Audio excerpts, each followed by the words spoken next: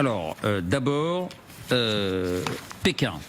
Pékin, qu'est-ce qui ressort de ce sommet ? Oui, sur la forme et sur l'apparence, il y avait tout le faste des grandes retrouvailles avec un somptueux banquet d'État offert par la Chine, réception au palais de l'Assemblée du peuple de Pékin. Vous le voyez, les deux présidents arrivent ensemble, couverts en or, assiettes en porcelaine ancienne, au menu homard en soupe de tomates, le traditionnel canard laqué pékinois ou encore du saumon à la moutarde. Voilà pour la forme. Sur le fond maintenant, soyons clairs, rien de ce qu'on a entendu ou lu dans les communiqués ne semble représenter un pas en avant pour une implication de la Chine dans cette guerre. Les deux chefs d'État se sont malgré tout entendus sur deux sujets principaux. Selon un compte-rendu de la Maison-Blanche, ils conviennent que le détroit d'Ormuz devait rester ouvert pour permettre la libre circulation de l'énergie. Donald Trump et Xi Jinping affirment aussi que l'Iran ne doit jamais avoir l'arme nucléaire. Mais il y a une heure, tout juste, le président américain lui a affirmé qu'il y avait bel et bien une ouverture en lâchant cette phrase à notre confrère de Fox News. Écoutez-le. Alors, je crois qu'on n'a pas le son. Alors on va lire la citation. Simplement la déclaration que vous pouvez nous donner. Regardez ce que dit Donald Trump à notre confrère de CNews.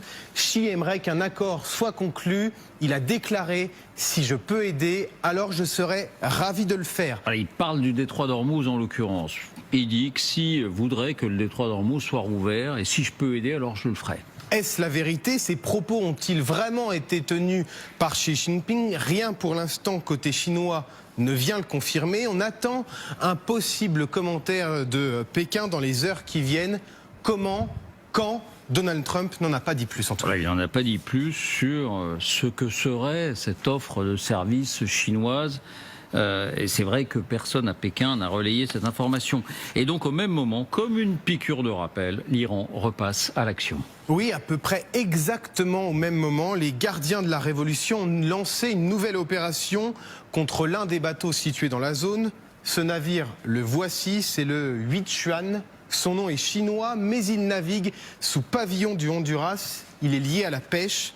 Il a été arraisonné ici, vous allez le voir, à 70 km des côtes des Émirats Arabes Unis, à 70 km de la ville de Fujairah. Information importante à noter, le navire ne bougeait pas, il ne tentait pas de franchir le détroit.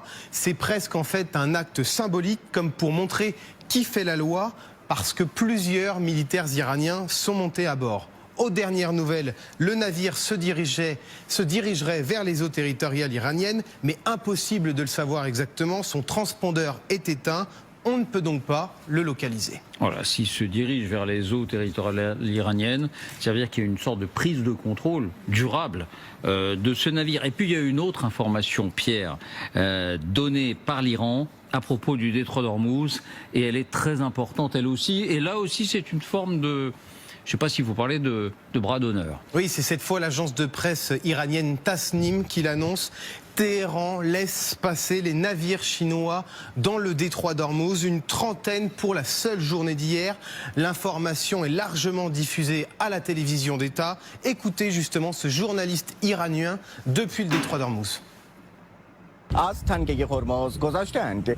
با این خبر می توانیم بگوییم که تاریخ جدیدی در تنگه هرمز آغاز شده است، زیرا حالا بسیاری از دریانوردان و کشورهای جهان مسیر اقتدار را پذیرفتند و می‌دانند که بهترین و سریعترین و ساده ترین راه برای گذشتن از این آبراهه بسیار مهم و راهبردی فقط هماهنگی با نیروی دریایی سپاه است. Parmi ces 30 navires, il y a le super pétrolier Yuan Yuahu. Il a traversé le détroit alors qu'il était bloqué depuis plus de 2 mois dans le golfe Persique. À son bord, 2 millions de barils de pétrole brut. Il est désormais en route vers la Chine. Merci Pierre. Donc Donald Trump fait le bruit là. Bop, bop, bop, bop, bop, bop, bop, bop, bop, bop, bop, bop, bop. Tout marche, le blocus est en train de marcher, tout, vraiment on n'a pas besoin de l'intervention de la Chine. La Chine n'a pas à intervenir dedans, vraiment on peut réussir tout seul. Alors qu'en réalité, l'affaire est en train de le dépasser. Il est en Chine pour ça aussi, pour régler le conflit iranien. Parce qu'il comprend qu'il y a deux pays qui peuvent mettre la pression sur l'Iran. Il y a la Russie et la Chine. En l'occurrence, la Chine Parce que la Chine achète le pétrole. Donc c'est le business. Mais ne se rend pas compte que l'Iran peut trouver d'autres partenaires. Mais la Chine n'est pas dupe. La Chine est une puissance économique et militaire. Dans quelques années, ils seront premiers. Et la Chine sait pertinemment qu'elle a besoin de ces ressources-là. Et la Chine ne peut pas, pour faire plaisir aux Américains, tourner le dos aux Iraniennes. Ce n'est pas possible. Trump dit la Chine va acheter le pétrole, les États-Unis d'Amérique. Donc c'est le pétrole vénézuélien en partie. Donc on prend le pétrole vénézuélien pour vendre aux Chinois. Mais je connais les Chinois, ils sont super intelligents. Ils vont acheter à 2 fois moins cher. Ça va faire que les Américains vont refuser de vendre. Parce qu'il y a le transport, il y a tout ce qui entre là. Donc, vous comprenez, les amis, que les Iraniens sont des stratèges, des très grands stratèges. Pendant qu'il y a l'agitation, on contrôle les toits d'Ormuz, le blocus américain est en train de marcher, on va raisonner un bateau. Battant pavillon Honduras, un bateau chinois, qui n'est pas en train de faire du business chinois. Donc, à raisonner cela, on va contrôler les toits d'Ormuz, on va laisser passer une trentaine de pétroliers iraniens, chinoises, sont passés par le détroit d'Ormuz. Donc l'Iran a permis à ce que cela soit possible. Et les Américains ne peuvent pas bloquer les pétroliers chinois. Parce que Donald Trump en Chine ne peut pas expliquer cela. Donc vous voyez que l'embargo ou le blocus des ports iraniens ne marche pas. Parce que quel est le pays qui achète cette brute-là? Ce sont les Chinois. Est-ce que les sanctions américaines marchent avec les entreprises chinoises? Non. Vous avez vu le premier ministre de l'entité qui a commencé à dire la Chine envoie les puces, la Chine fait ceci, les drones. On accuse la Chine de tout aujourd'hui. Mais on fait très attention parce que la Chine est une puissance mondiale. Donc il ne faut pas blesser les Chinois parce qu'ils ne vont pas laisser faire ces gens-là. Donc du coup, il faut les accuser de temps en temps. En fait, vous n'avez pas réussi à battre l'Iran. Au lieu d'accepter votre défaite, vous commencez, c'est parce que la Russie a fait ceci, c'est parce que la Chine a fait cela. Mais l'entité, c'est parce que les Américains vous donnent les armes, c'est parce que les Européens donnent les armes. Voilà pourquoi l'entité peut résister à faire des guerres. Parce que ceux qui ont créé l'entité sont ceux qui financent l'entité aujourd'hui. Mais le monde est en train de changer, les choses bougent. Les gens veulent qu'on respecte le droit international. Ils sont en train de condamner l'unilatéralisme américain aujourd'hui.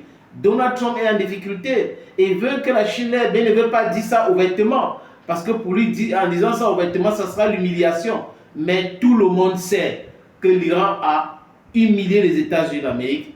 Les Américains ont fait la guerre contre les montagnes, les gravats, les rochers, les cailloux. Les Américains n'ont pas fait la guerre contre l'Iran. Les Iraniens ont su préserver leur programme balistique, les programmes nucléaires, parce que au fond, à peu près 450 mètres au sol, il n'y a pas une seule bombe américaine qui peut pénétrer jusqu'à là. Donc, quand vous entendez les gens raconter les boubas, sachez que c'est le boubas, parce que si le président dit on a oblitéré, après on vient frapper encore pour le même programme qu'on avait oblitéré, ça veut dire qu'on n'avait rien fait. Les Iraniens sont